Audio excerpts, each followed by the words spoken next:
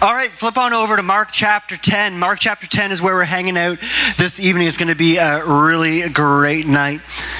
As you do that, let's just take a moment and pray and learn how to speak. Father, we thank you that you have a vision for marriage. That you have a vision for our lives. That you have a vision for our relationships. God, that it is a great vision, that it is a beautiful vision. So, Father, as we dive into the scriptures tonight, I pray that you would give us a sense of what you see in our relationships. Give us a sense of what you envision for us. Amen. Amen. So we are launching into a new series here at Lift Church called Clickbait. Clickbait. It was going to originally be called Clickbait. You're not going to believe what he did next, but we're not BuzzFeed, so I changed the title to Clickbait, kind of crazy questions and out-of-the-world responses with Jesus. Sometimes when we study Jesus, we reduce him down to being this sort of mystic, nice guy that said some nice things, and then we open the Gospels and realize that actually what he said was really unbelievably challenging, really unbelievably difficult to really understand sometimes what he was trying to get at. Sometimes what we think of Jesus and what Jesus actually said are different. I know, crazy. You have to open your Bible and read it to figure out what Jesus actually said. But even when we study it, there's layers to what's going on in Jesus' ministry. When Jesus walked on this earth, when he was here physically as a Jew, first century Rome, in an area in Judea, wandering the earth, there were questions and discussions and a dynamic that was going on in the world. And sometimes what we do is we don't stop and ask ourselves what was going on in Jesus' world. We look at Jesus and we read Jesus as if he had an iPhone. You know, he's opening it out, he's checking his Facebook. We sometimes think of Jesus in the terms of our world. But what we have to do is the hard work of getting our mind and our vision and our thoughts into first century Judea. And saying, hey, what was going on in first century Judea? What were the questions that people were asking? What were the things that people were wrestling with? And you know what the crazy thing is? As we start this journey, it's going to be a 6 weeks journey in this series. As we start this journey of asking ourselves what was going on in first century Judea, we'll realize that the questions that they were asking are the same questions that we are asking today. It's mind-blowing. The Bible is relevant, it matters. It's going to be an incredible journey. So tonight, I thought we would start off with a great subject, a great text in Mark chapter 10 where Jesus is talking about marriage. Now, if you flipped on over to Mark chapter 10, you're probably reading the heading. It says something probably about divorce. This is not a message on divorce. Not going there tonight. What we are going to do is we're going to set a vision for marriage. Now, when I say the word marriage, for some of you, you get all kinds of butterflies. You're going, but maybe my spouse is in the room. Look left, look right, look down because they're actually next to you. For some of you tonight, you're thinking, oh man, I'm going to be single for life. It's going to be amazing.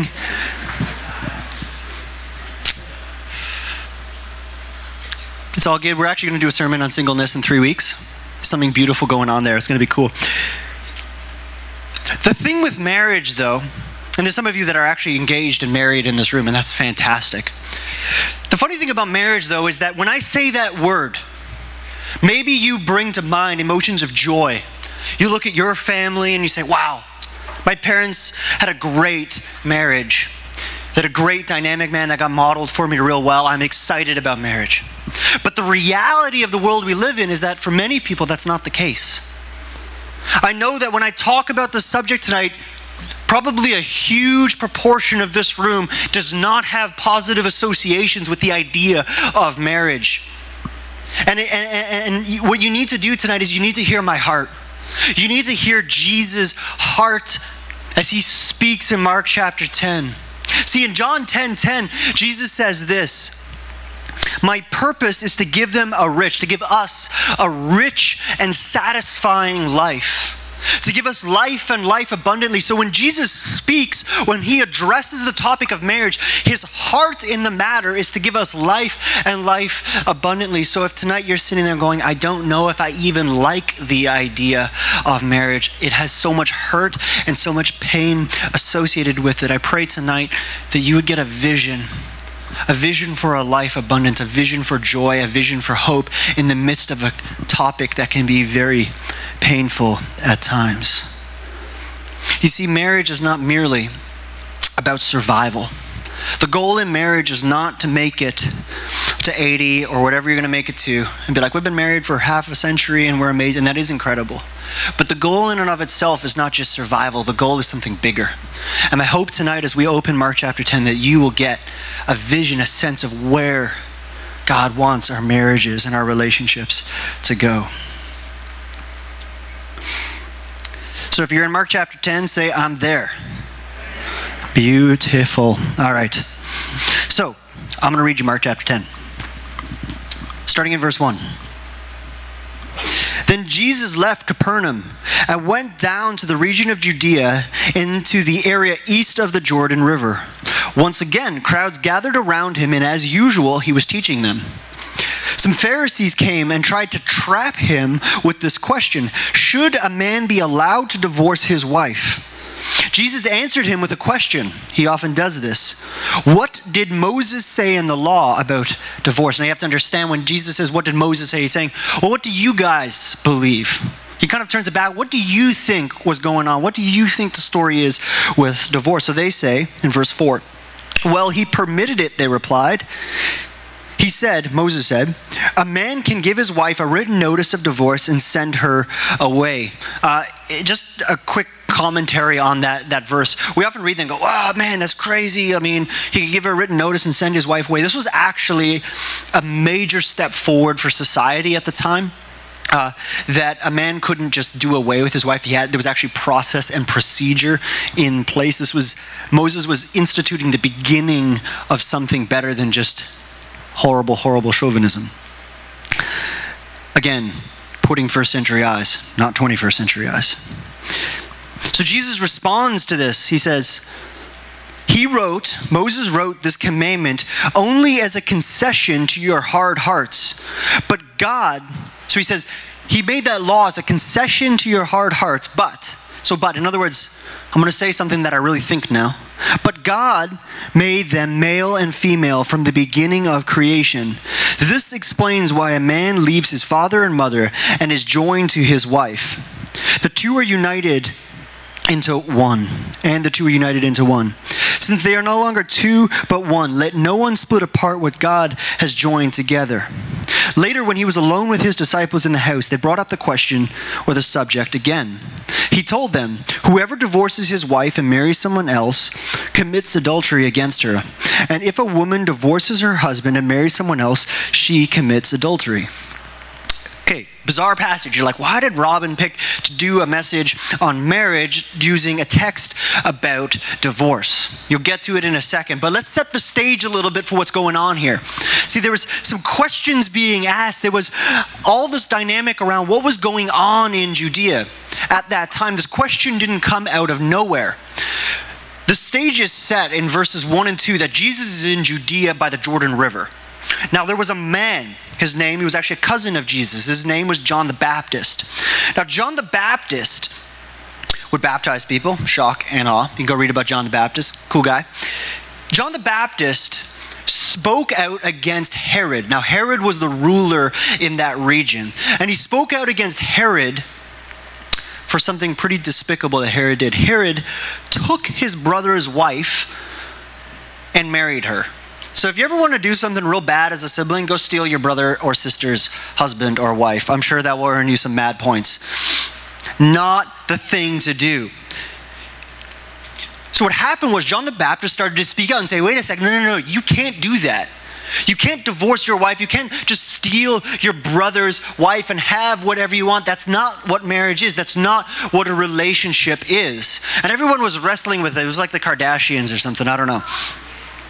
It was like I can just see the tabloids, Herod, and then the short story here, oh, that whole line of thinking was just going bad places. So the crazy thing is that Herod has John the Baptist beheaded for what he says. So what the Pharisees are trying to do is they're trying to put Jesus between a rock and a beheading. Never mind a rock and a hard place. If Jesus speaks out against divorce, what he's doing is he's speaking out against Herod. But if he doesn't speak out against divorce, if he says, oh, no, just divorce whatever you want, it doesn't matter, what he's doing is he's throwing the scriptures and his platform under the bus. So Jesus is in a tight spot here. Now, the reason I give you this context is to say that questions around what marriage is and what it looks like and why it matters are not new questions. Sometimes we think we're so progressive and modern in the 21st century. We're figuring out what marriage is. We're going to just do whatever we want. The reality is that they were wrestling with it back in the first century just as much as we were. Marriage was just as hard back then. The dynamic and questions around what marriage looks like was just as hard. So the question tonight is, what does Jesus have to say into this context? Into this context where people are asking questions, what is marriage for? Why does it matter? What's it about? What does Jesus have to say? And more importantly, how does he respond to this difficult question that he has been asked? They have set a trap for him, and what does Jesus say? Should a man be allowed to divorce his wife? It's not so much a question about divorce as it is a question about your vision of marriage. So the question inside the question is, what is marriage? What is a relationship? What is God doing in this thing that we call marriage? Why does it matter? Jesus responds in verse 3 with something that seems very interesting. He says this, Jesus responded, he, Moses, wrote this commandment as a concession to your hard hearts. He wrote this commandment. Now, this commandment is that if the man goes through this process and this procedure, there can be a divorce. And there's, in Matthew 19, they get into it a little bit more, and you can go read into that. But Jesus is saying, no. The vision here isn't to say marriage doesn't matter, marriage is irrelevant. The vision here is to say, hey, marriage is a reflection of the condition of your heart.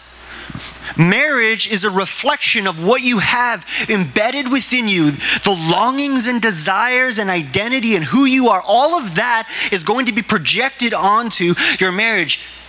Moses gave it as a concession to your hard hearts, as a way of saying the problem here is not that marriage needs fixing. The problem is that your heart needs fixing. Now, when we say hard hearts, what exactly does a hard heart look like? When we talk about hard hearts, it's kind of a little bit like church language for talking about, I don't know, bad Christians or something.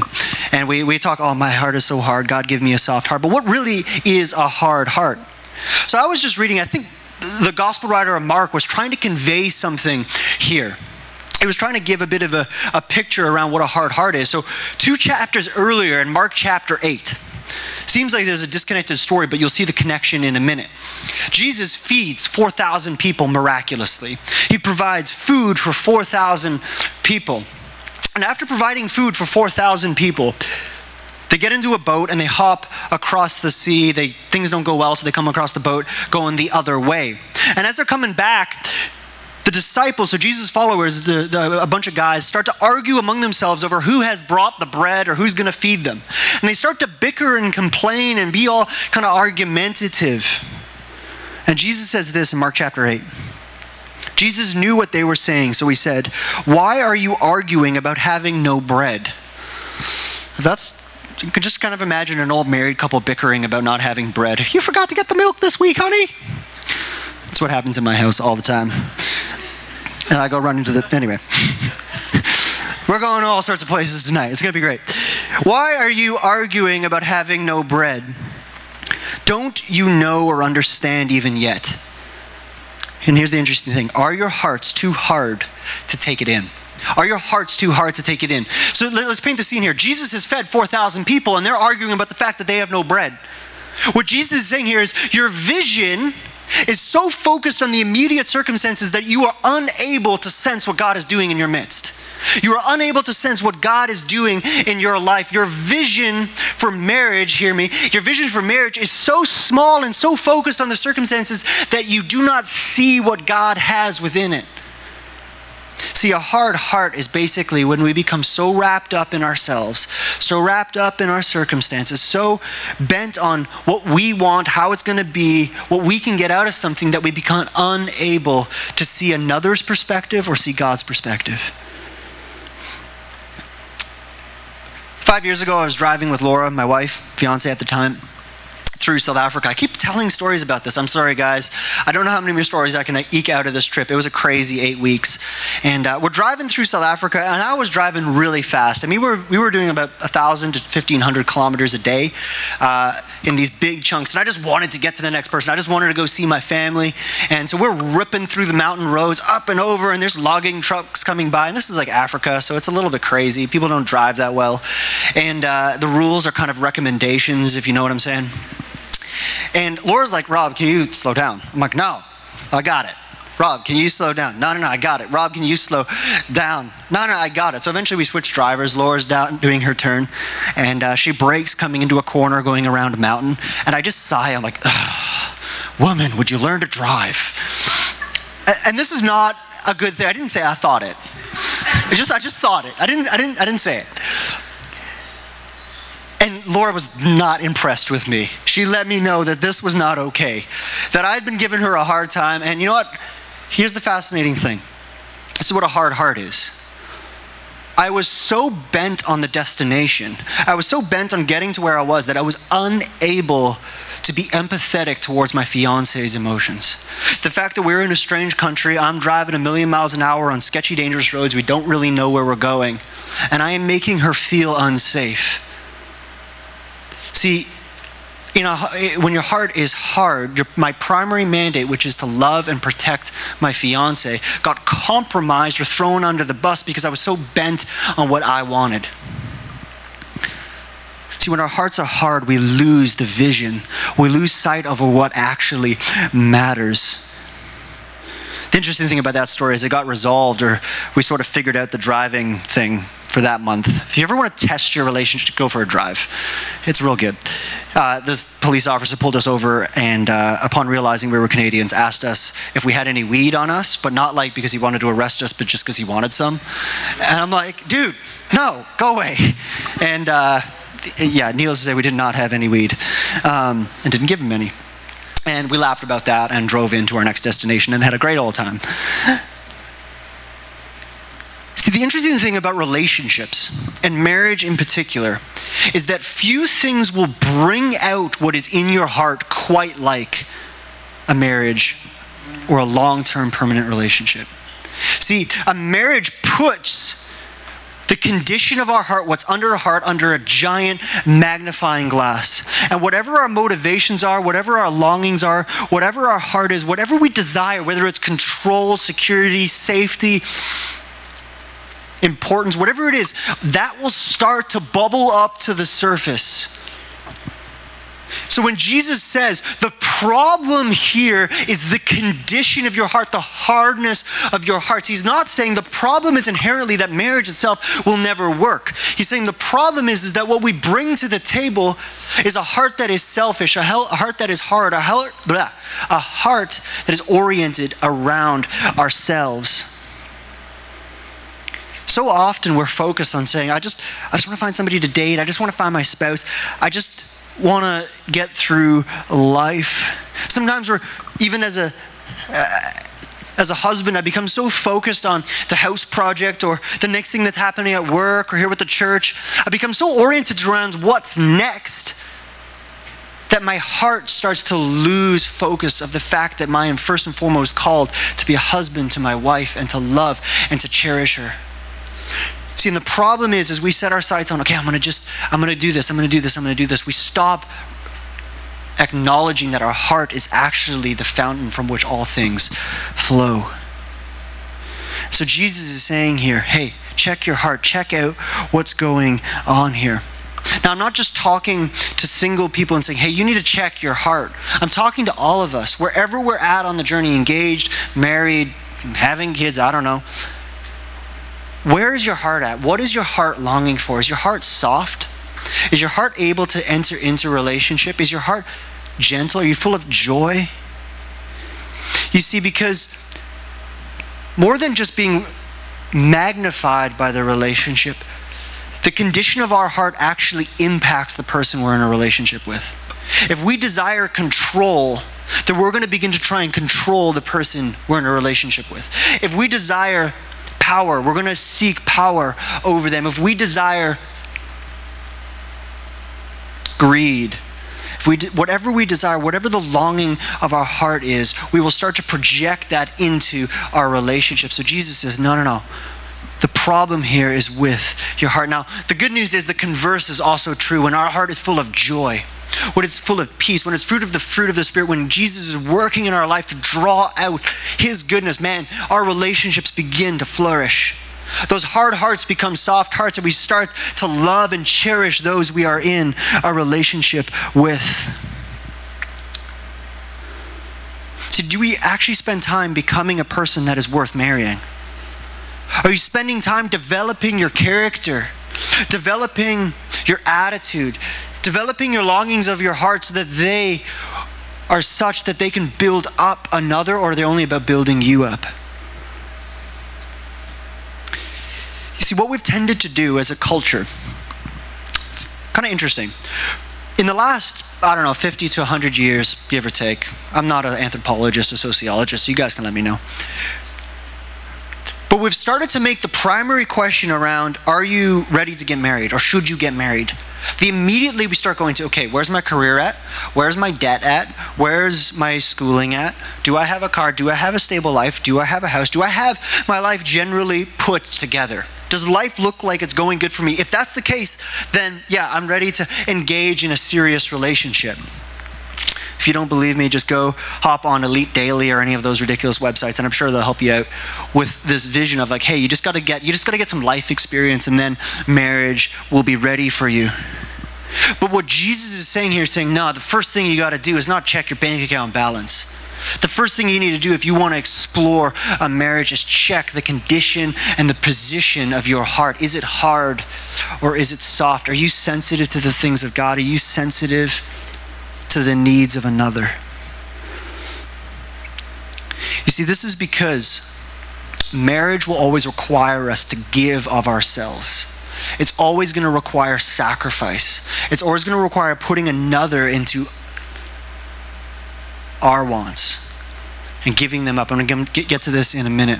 But before I do, I had one kind of tangential thought I wanted to share.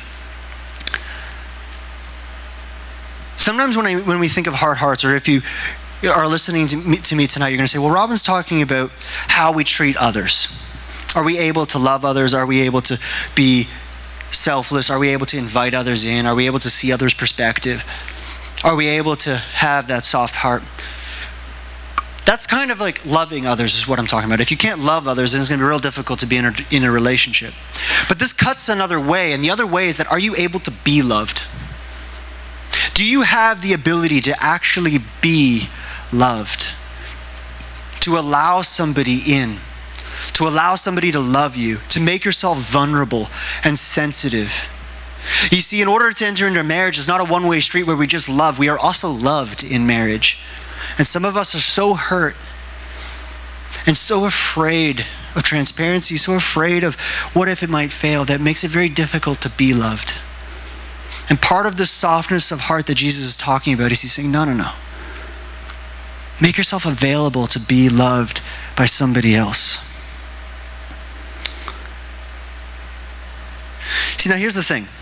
Tangent coming back.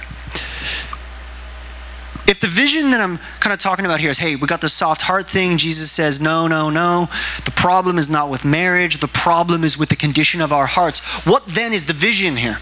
Where are we aiming for in our relationships? Where are we aiming for in marriage or in dating? What's the function? Where's this actually going? Well, check it out. Jesus goes on. So he says, he made this concession because of your hard hearts, but God made them male and female from the beginning of creation. This explains why a man leaves his father and mother and is joined to his wife, and the two are united into one.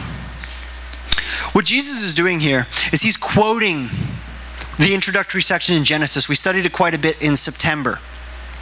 Now, this section of text that is quoted is to give you an idea of how significant this passage of Scripture is. It's referenced in Genesis, it's referenced in Matthew 19, it's referenced here in Luke chapter 10, it's referenced in 1 Corinthians, and I believe chapters 6 or 7, and it's referenced in Ephesians.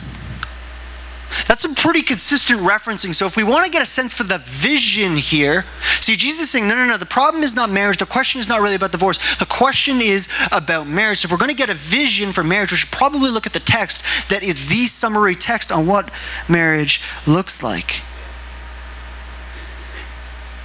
God made them male and female from the beginning of creation. This explains why a man leaves his father and mother and is joined to his wife, and the two are united into one. The two are united into one. What this is saying is that marriage, a relationship with lifelong permanent commitment, is not you bring your 50% and I bring my 50% and we're going to have 100% for the math majors in the room. Marriage is not a contract where everybody sets out the term sheet and you get it out and you say, okay, this is what I'm going to do, and you're going to do this. So you're going to make the bed and do the dishes and take out the laundry and do the trash, and I'm going to watch you do it. It's going to be awesome. Marriage is not a contract where we come with the, I'll do this, I'll give you this, you give me that. Marriage is not a contract where you bring your $10,000, $100,000 for the rich people in the room, and I'll bring my $50,000 of debt, and we're going to have a grand old party for the gold diggers in the room. Man, I'm just digging holes all over the place. Right? It's not a contract. What this is saying is the two are united into one. The two become one. You bring, now here's the thing. In order for two people to become one, what has to happen is you bring your 100%. I'll bring my 100%. Man, I'm getting all Southern Baptist here. This is awesome. I'm excited. We bring 100% together, and you know what happens to them? We drop them. They die. We let go. See, marriage is not you bringing your piece and I bring my piece and hopefully we can figure out a better piece together. It's you come together, you actually give up your will. You give up your wants. You give up your desires. You give up your longings. You even give up who you think you are and say, I'm going to actually develop a new vision for myself together with you. Marriage requires us to give first of ourselves. Not the 50%, not 75%, 100%, which is why discussions around, well, I used to do it this way, and my family does it, that's beside the point. The discussion isn't what you used to do or how you do it. The question is, what are you going to do together? What kind of life are you going to build together? Who are you going to become together? To give you an idea of what this kind of has looked like for Laura and I, when I proposed to Laura, I had just finished my 4th year of university studying engineering. And my plan at the time was to go on and do my PhD studying solar panels here at Mac. And I was enrolled, I was all signed up. That was then, that was when I proposed. By the time we got married, I was not in grad school. I had joined a company. I was working at a software startup as a software engineer. I was also working as the interim pastor here at Lift Church. This was 5 years ago. Because the founding pastor had moved on, so I stepped up to the plate to help lead that. Coming out of that, Laura's now found herself married to not the PhD, whatever I was going to do. She's found herself married to a guy that works full-time as a pastor and full-time as an engineer. You ever want to know how awesome my wife is? That's how awesome my wife is. I'm just going to brag on her for a little bit here. See, she didn't sign up to be married to somebody that works 2 full-time jobs, that is out almost every evening of the week, that works probably 16, 17 hours a day. This isn't about me. What I'm trying to say here is that Laura didn't sign up for what she got. But this is the beauty of marriage. See, it's not about what we get and what we get out of it. It's about saying, hey, we're going to create a new thing together. We're going to journey together. I'm going to actually give up my life, my vision, my hopes, my dreams. I'm going to give up my time. I'm going to give up my longings. I'm going to give up what I thought I wanted out of this life to see you flourish, to see you benefit, to see your life made better. Has this been easy for Laura and I to work out? No, sometimes it's been painful. Sometimes it's been difficult to figure out what does a marriage look like when the husband is crazy.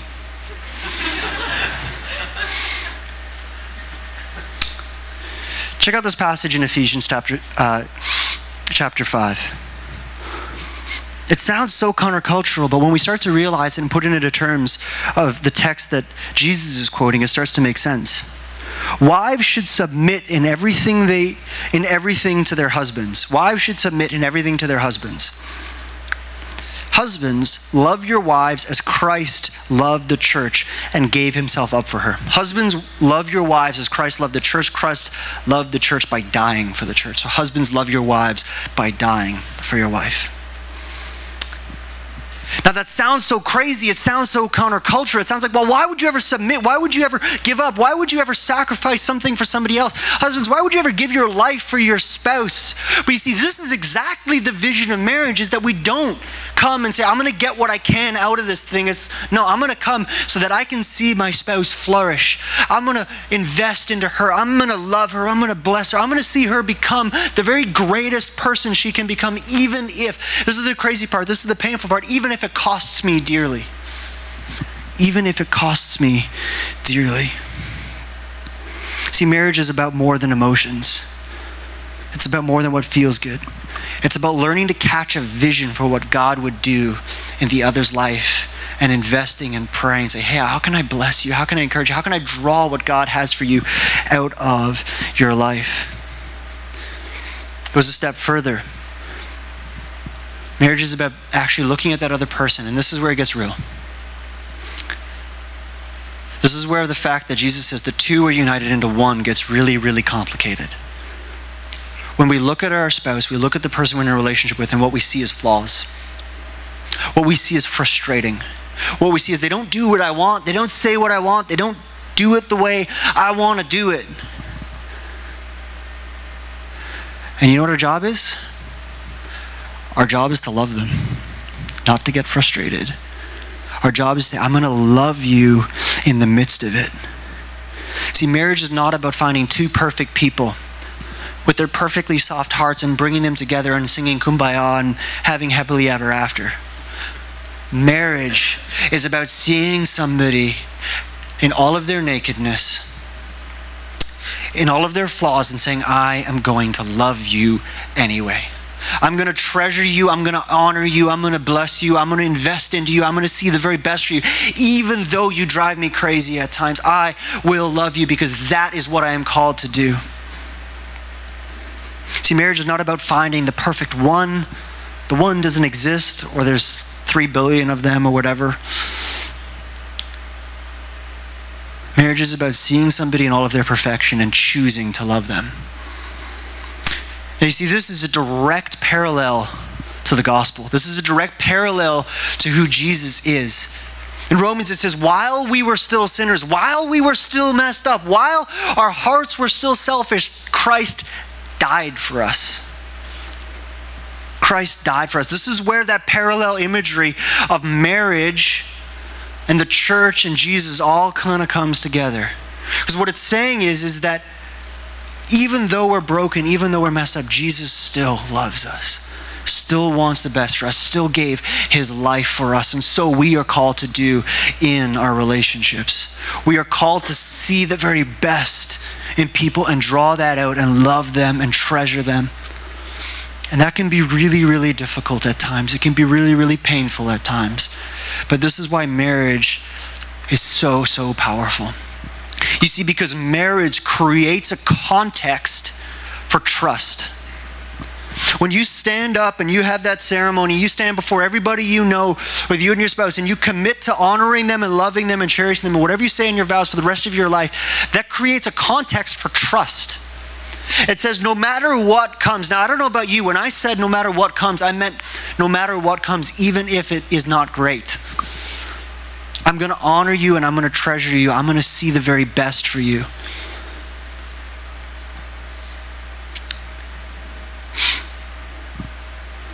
Now, this is an incredibly life-giving thing, because it means that when somebody else sees our brokenness and we're married to them, what we know is that they see opportunity.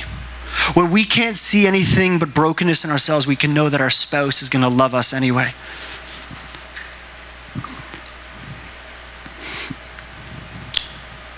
This is why, if you've ever wondered why the church is so hung up around sexuality, this is why. Because in the context of marriage, we create a place where there is a trust that is strong enough, a trust that is the basis to allow us to be completely naked in front of each other. Naked emotionally and naked physically. And until we are ready to be naked emotionally in front of someone, I would submit to you tonight that you're probably not ready to be naked physically. What Jesus is saying when he says the two become one, he's saying everything. You create a place for trust. You create a basis on which your relationship can flourish. It's not because we're a bunch of prudes. It's about vision here. Man, and isn't that a beautiful vision where we can love and cherish another?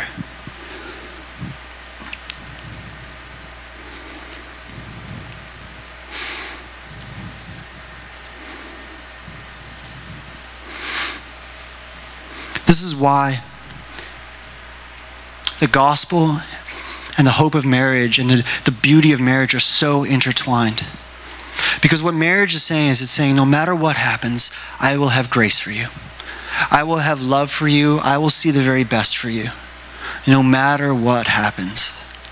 And this is what Jesus is saying to us. He's saying no matter what you do, no matter where you've come from, no matter the brokenness in your life, I have grace for you. I have love for you. I have hope for you. I have joy for you. I'm going to build a better life for you.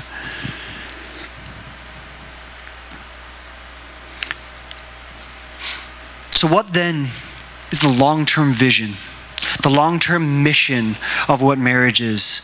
Really, what is it? Where are we going? What are these things about? If I stop there, I think I'd actually done a pretty good job.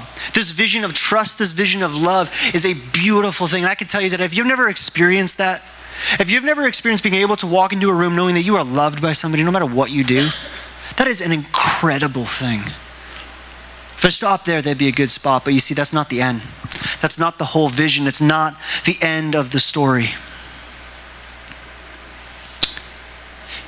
In Genesis 2:24 is the passage that Jesus quotes. It says this. This explains why a man leaves his father and mother and is joined to his wife, and the two are united into one. So what Jesus is doing is he's quoting Genesis. Now, if we go back to the sermon series we did in September, we'll remember that Genesis was not just about outlining some principles for, you should be fruitful and multiply. It was about establishing a vision for humanity where we go out and accomplish something great in this world with excellence, with beauty, with passion. And what Jesus is doing is he's saying, hey, remember that mandate to be fruitful and multiply and fill the earth? Remember that whole context for Genesis? That is the vision for marriage. The vision is not just about establishing that, hey, the two of you should get together and have a great time. It's that the two of you will live for something bigger than yourselves. See, marriage and a relationship is not just about how it makes you feel and what you can do in the context of that marriage.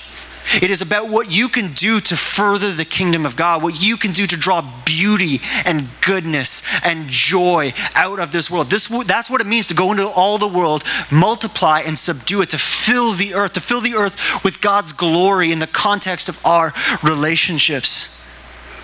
So in your relationships, do you have a vision for the future? Do you have a vision for where you're going? Do you have a longing for what the two of you can do together that you could not possibly do on your own? Do you have a vision for what it looks like to go and multiply and fill the earth? And I'm not talking about making babies tonight. Well, that'd be great too. We'd love some babies here at Lift Church. Just saying. We got a hey, come on from the front. I was hanging out with a couple this week. Their names were Craig and Dorothy. I was at a conference and we were chit-chatting. And I was staying at their house, and I show up at about 11. I've been out all day. I'm exhausted. And I get there, and Dorothy, she was probably in her mid to late 70s. The sweetest lady I have ever met, ever. And I show up, and she's like, would you like some popcorn? I'm like, it's 11 o'clock. Why are you still awake? I'm like, no, it's okay. Would you like a cookie? No, I'm good. Would you like some milk? Okay, I'll take the milk. Thank you. So we sit down, we start talking. I'm like, it's okay. I'll give these guys 5 minutes. I'm sure they're going to pass out. They're old and decrepit. This is the hard thing that I was talking about. You feel me? I hope they don't watch that. If they do, I love you guys. You're awesome. I didn't actually think that. Crap. Video dirty. But in all seriousness, I was thinking, what's going on with these two? They're full of energy. They're full of passion. They're full. And we start chatting, and they're like, how's your life going, Robin? How's your marriage going? They're asking me and just grilling me. I'm like, it's not 11:30. It's 11:45. I got to get up at a 5 a.m. prayer slot because I promised to. Oh, boy, this is not good. And they're talking. And it was interesting. We started to get into this discussion. At one moment, Craig busts out. He's been a pastor for years all over the world. And he busts out his Bible, and he starts sharing with me out of 2 Samuel, David, the whole narrative around David, and he starts basically preaching at me and this other guy in his room, just the three of us, and he ends up in tears. He's so passionate about the call of God, so passionate about what God would do in this world. And I'm looking at Dorothy, and the four of us are just having this incredible time. It's now 12 o'clock. Craig's busting out the prophecy charts, and he's saying, check it out, and he's got us standing in his room with this like 30-foot banner. I'm like, holy moly, I'm being like run off my feet by people 3 times my age. Wait, they're not 90. Anyway. But you see, here's the crazy thing. I'm in the Ukraine. It's going to be great. I'll give you a big thumbs up. And I open up the photo, and in this program that he helped start is 10,000 people investing into scripture and worshiping Jesus. He and Dorothy had spent time in the Ukraine. They had spent time in over 40 countries investing into the kingdom. For over 45 years, the two of them had journeyed together and poured into people and invested into people and loved people and served people. Man, and I'm sitting there, it's now midnight, and I got a vision. I'm starting to get a vision for what a marriage could look like. As I'm looking at this couple across the room, they have done more in their time on this earth than I could ever hope to. You see, marriage, when we make it about ourselves, we make the vision so small. We just want to survive. We just want to get to the end, but the vision is enormous. If we will partner with somebody that we will invest into others with, cherish others with, serve others with, and instead of it just loving and then getting together and having a good time, we would say, hey, what's our vision for our marriage? What's our vision for our relationship? How can we love others? How can we serve others? How can we bless others? How can we go into all the earth and be fruitful in it? This is what marriage does. It says you are united into one, so go into all the world. Go into the world and be fruitful. Have purpose. Have a plan. Have a willingness to serve. Have a willingness to love. See, marriage creates a context to lay our lives down, to pick up a new life with someone new and say, hey, what's the plan, babe? Where are we going? How can we serve? How can we love? How can we honor? How can we draw beauty out of this world?